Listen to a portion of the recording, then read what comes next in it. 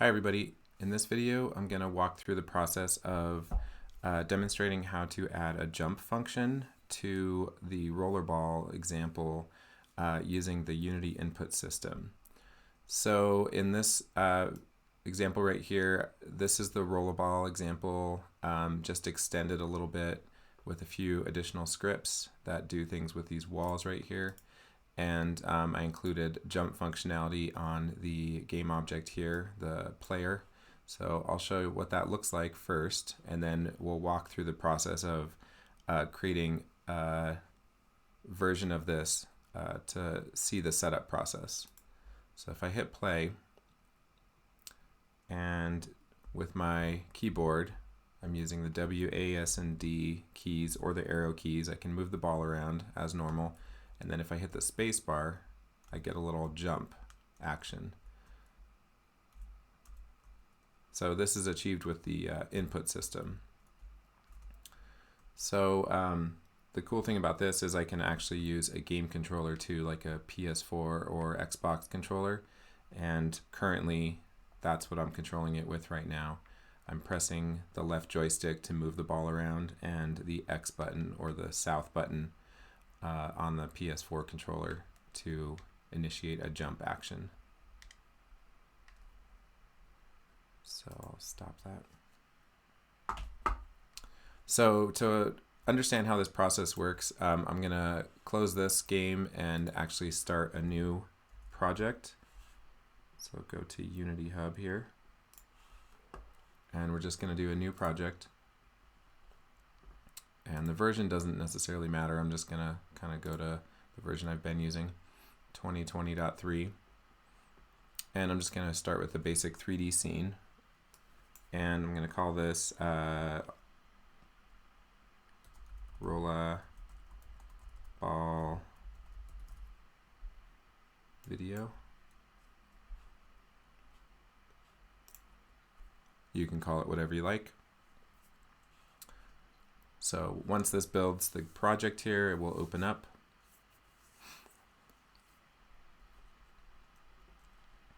And so for this example, we're going to do a couple things. We're going to set up some objects in the scene. We're going to set up the input system. Bring this up here. Set up some objects in the scene, set up the input system. We're going to add an action map for the jump function we're going to add. And we're going to add our PlayerController script basically as it is in the rollerball example. And then we'll kind of wrap up and look at what it looks like. So first thing I'm going to do here is just kind of organize my window a little bit so I can see more of it. Just sort of do this kind of thing. And so the first thing I want to do is set up my scene. So I'm going to create a sphere and call it player, and create a plane, and that will be our ground. And I'm going to change the ground to be a little bit bigger, so twice as big in the X and Z directions. And my player object, I'm going to move it up to 0.5. We could even make our player object twice as big. That would be cool. So I'll move it up to 1, just so it's bigger. Okay. And then let's go ahead and add some materials. So create a new folder, materials, just to give this a different look. And in materials, I'm going to create a material. Just call this one player and assign it some bright color. How about yellow? And assign it there. And then I'm going to create another material, ground. Let's just make it something kind of grayish, just so we kind of have a little bit of contrast there, difference. So if I hit play, nothing special is going to happen. We just see our scene. Save. Okay, so we're in our sample scene here. I'm going to make another folder that we'll need at some point, scripts, and we'll use that in a bit. So the first part we did here, we made a scene, put some objects in it. The next part we're going to do is add the input system. So by default, game objects don't really know how to handle any sort of input from a controller, keyboard or mouse or game controller. So you have to add that.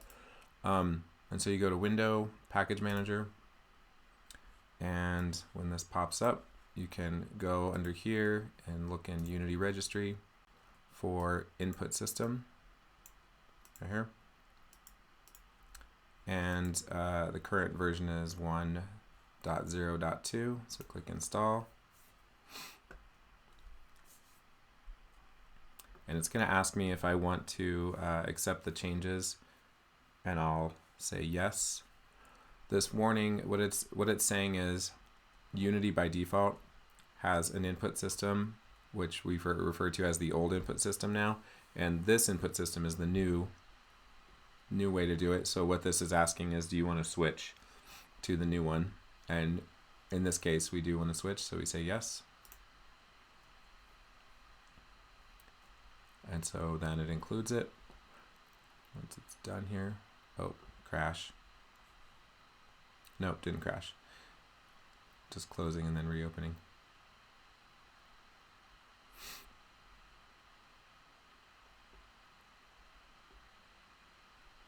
Okay.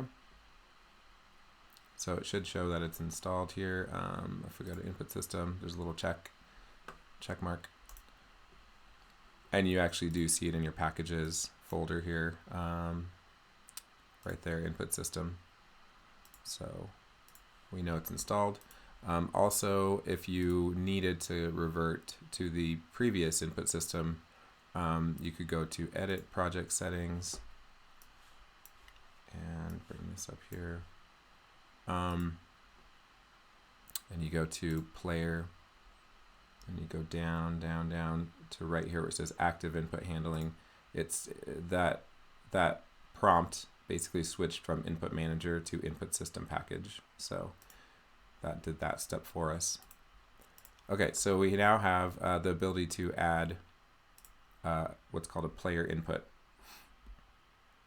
And so there's two things we need to do here. First, we need to create a folder, which I'm going to just do create folder, input actions. That's what I'll just call this one. And then I'm going to pick my player object, and I'm going to add a component, player input, and collapse these just to see it. So the player input component is where we actually define our input actions. So if I click this button right here, create actions, it's going to create a new default action map for me. So I'm going to click create actions and go to my folder here that I made, input actions, and I'll just call this input actions, save. Okay, so then what it puts in this folder is this thing right here, this .input actions file. And the first thing I want to do, just to make sure it's done, is I want to assign this to my actions right here. So now that's assigned. And then if I click on my player again, right here it says default map, player or UI. This is part of the map, which I'll show you. Leave it on player, because that's all we're doing right now. And if you double click on this, it's going to open up this screen, and this is your input actions editor. So under here you have the ability to create what are called action maps, and within each action map you can have actions, and then within each action you have the actual controls that you would use to cause that action. So like for example, move, this is the default map that it's set up for me. Move has controls for a left stick gamepad movement, the keyboard movement right here, WASD or arrow keys, and then some other controllers for movement. Look in a typical game setting is the right joystick usually. Fire is if you're firing some kind of weapon or a trigger. So gamepad or left mouse click. And then there's a UI action map, which we're not going to talk about, but it handles if you have some kind of UI that you're navigating with the same kind of controller. you want to have a separate map for that. So really all we care about right now in this case is just making sure we understand move and jump, which we're going to add. So what we do to add an action is we go click right here under actions, the plus, and type jump. So uppercase J, lowercase UMP, and then there's a binding. So an action can be of one of these types. You can have a button, so like a button press, or value is sort of a generic list of a bunch of different kinds of input. So these apply to different ways of handling the data coming in from controllers. So we're not going to go into that, but just know we're using the button one because it's so common. They have a special sort of selection for it right here. So a button, and then under the binding, we get to choose what the actual button press will be. So if I click this right here, I can manually pick like keyboard and go find a space bar right there, or I can just click listen and hit the space bar, and it shows the button that was pressed right here, and I can pick it. And same for the controller. So there's control schemes right here that are made, and really these are just a way of organizing the different types of inputs. So gamepad or joystick or mouse, keyboard, that kind of thing. So for this one, we're just going to make sure it's in the keyboard and mouse group, and then we're going to add another action. So click this plus and say add binding, and then under here I'll click listen, and I'll hit the bottom button on my controller, PS4 controller, and I'll pick button south because it's a more generic type of gamepad. So this means you can use either an Xbox or a PS4 and get the same result. If I wanted it to be specific for a PlayStation controller, I could pick the cross option right here, but button south works, and then I'll assign it to gamepad, and then I'll click save asset, and so that just saves this file. So that's all I need to do to set up the action system, or the input actions that I want and use in this example. So close that, and then the next step is to configure our script. So what we want to do is go to our scripts, and in the rollerball example there's going to be a script already called PlayerController, as long as you followed that whole tutorial. And so in this case I'm going to make my own and start kind of from scratch. So I'll make a new script and say PlayerController. So scripts, PlayerController, and then I'm going to go to my player object, and there's two things I need to add here to make this work. I need to add a rigid body component, and this will allow my object to be acted upon by the physics system. So if I move my object up and hit play, it'll fall down. Great. And actually, let me do this too. I'm going to move my player camera around for a second. Just kind of bring this up and give it a rotation so I can see what this looks like. So it's just going to fall down with gravity. So save. Player object. So you can adjust these things, and the mass, the drag, and so on, and have gravity affect it differently. For now, we're not going to do anything with that. So I'm going to just kind of toggle that off, or just kind of hide it. But what I need to do next is add my script. So PlayerController, because this is the script that will actually do things for us. So now I need to double click my script and open it. So what we want to actually add to this project is the ability to handle the movement and the jump. And so in the example, it goes through adding movement, but we'll add it in here anyway. So what we need to do is, this is the PlayerController assigned to our player object. The first thing we need to do is define that we want to actually use the input system. So I can type using Unity engine dot input system. So this will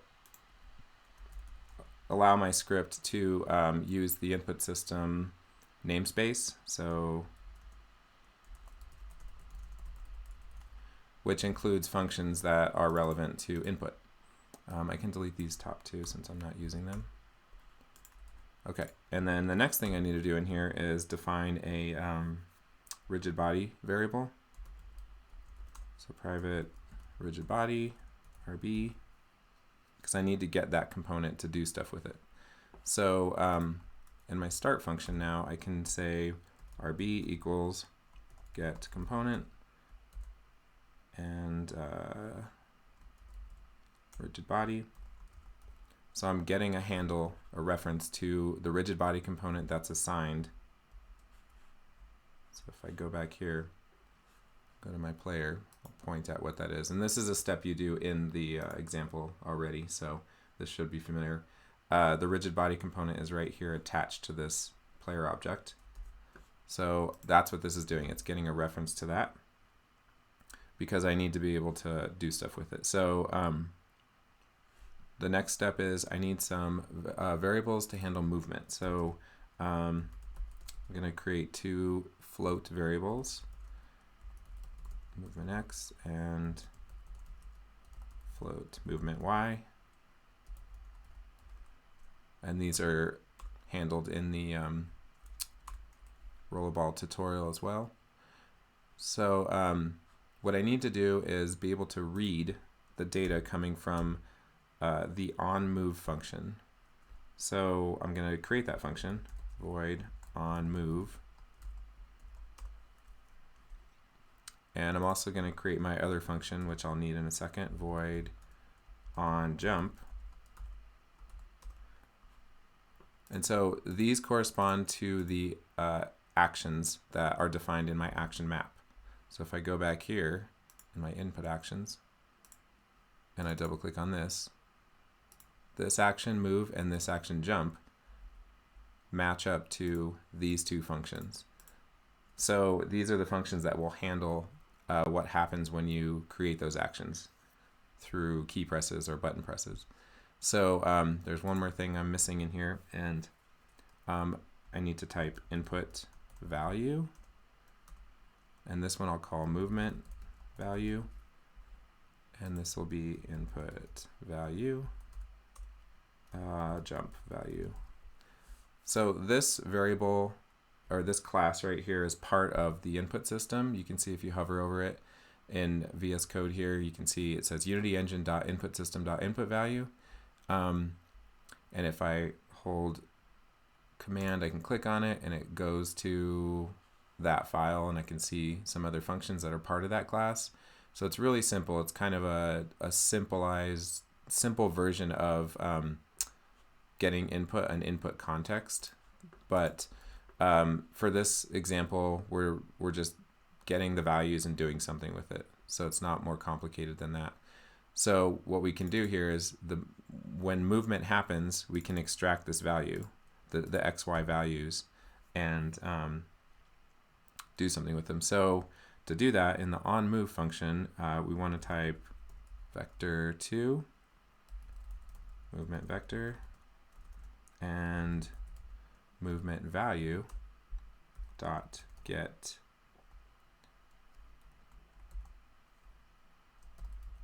vector2.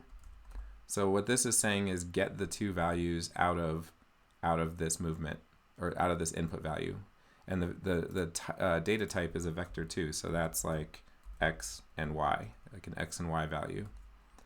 So what we do with this next is we store these two values that we're extracting from the movement vector here.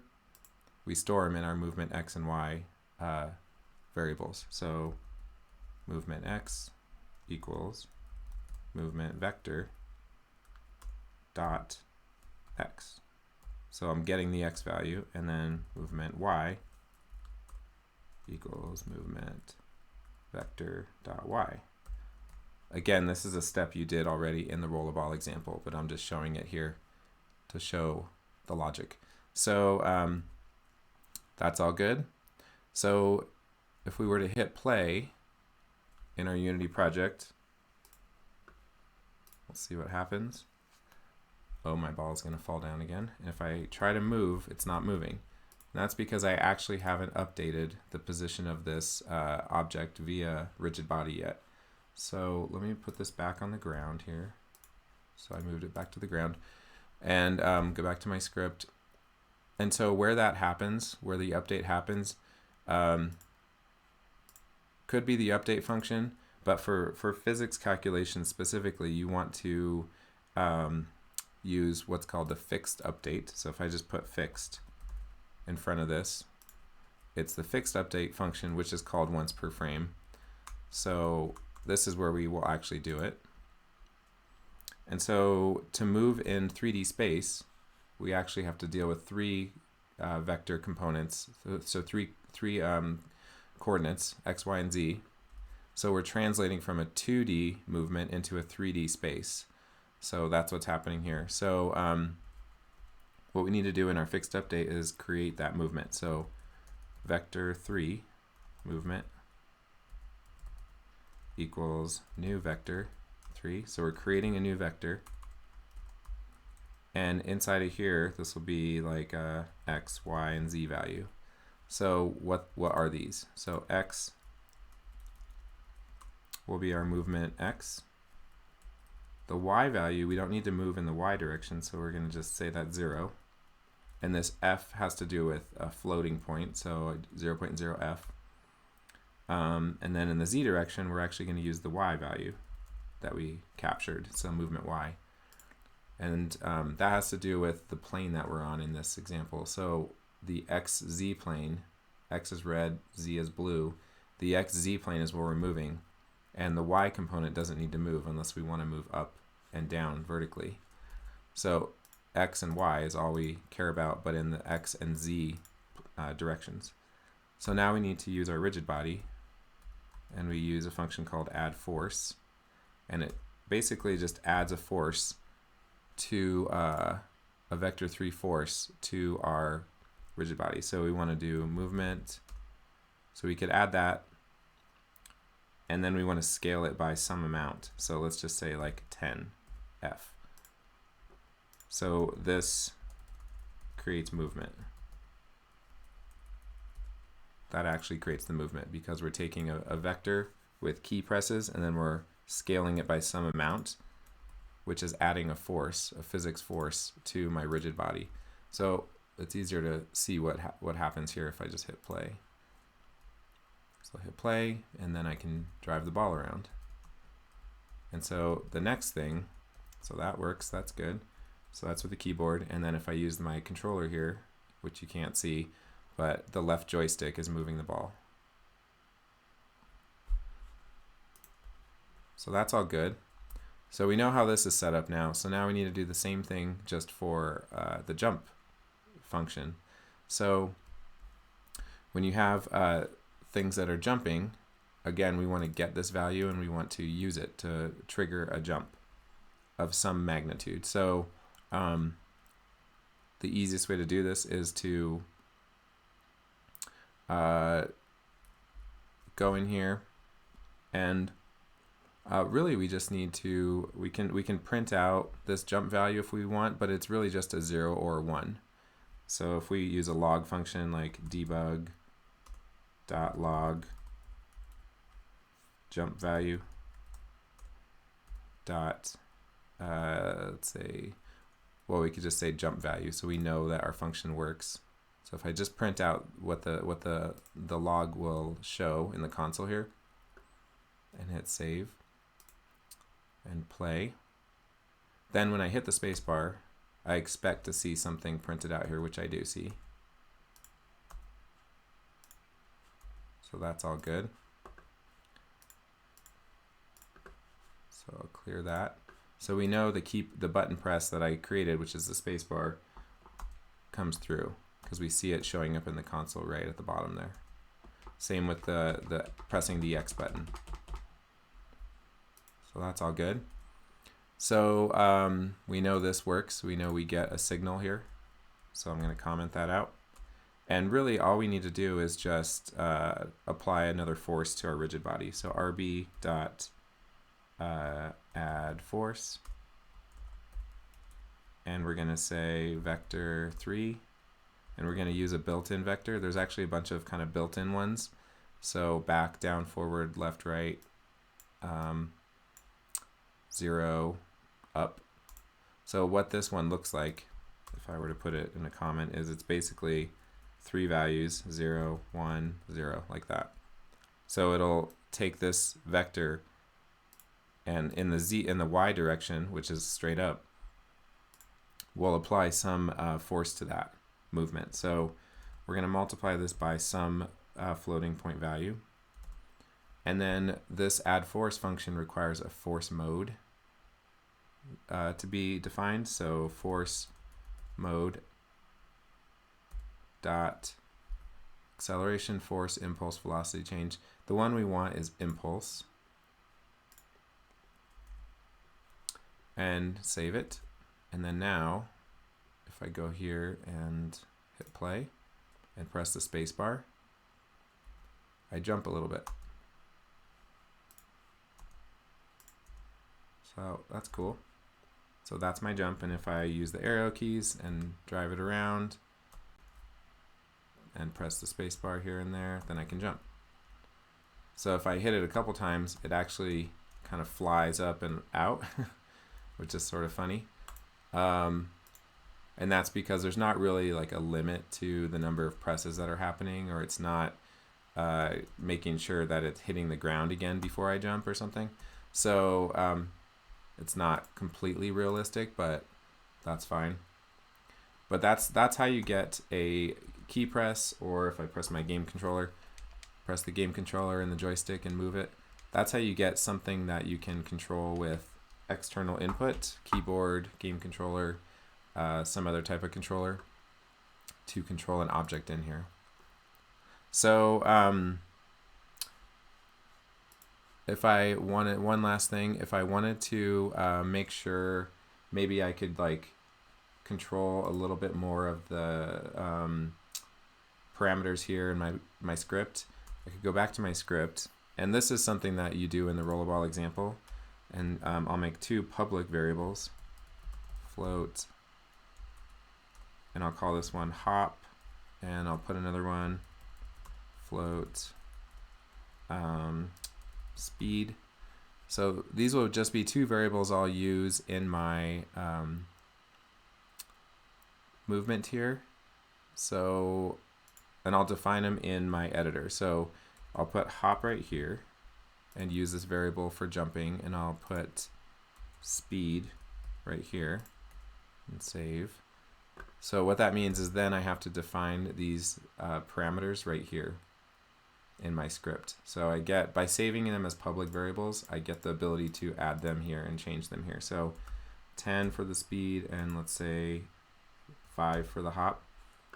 So now when I hit play, I have the same behavior, but I have control over the variables here. So like if I drive around and say I want to increase the speed a lot, now I go like twice as fast, and I can see how fast I'm moving here by just looking at my variable. Or if I want to jump 20, have a scaling factor of 20, I have a much higher jump now, and it flies away.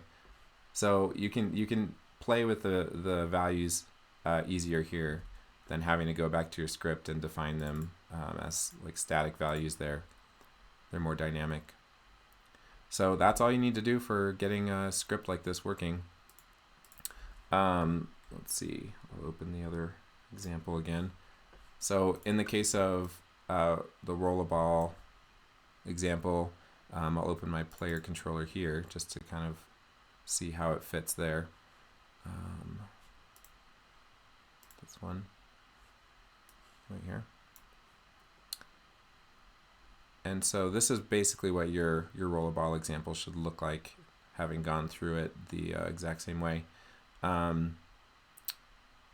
So we just covered the kind of specific details to look at, namely the on-move and on-jump functions, and how they work with the input actions right here. So I encourage just like experimenting with even different key presses and button presses and stuff with the move and the jump. mostly with the move you don't need to do anything, but with the jump you can assign any button you want this way. So okay, so I hope that was helpful, and looking forward to seeing what you create.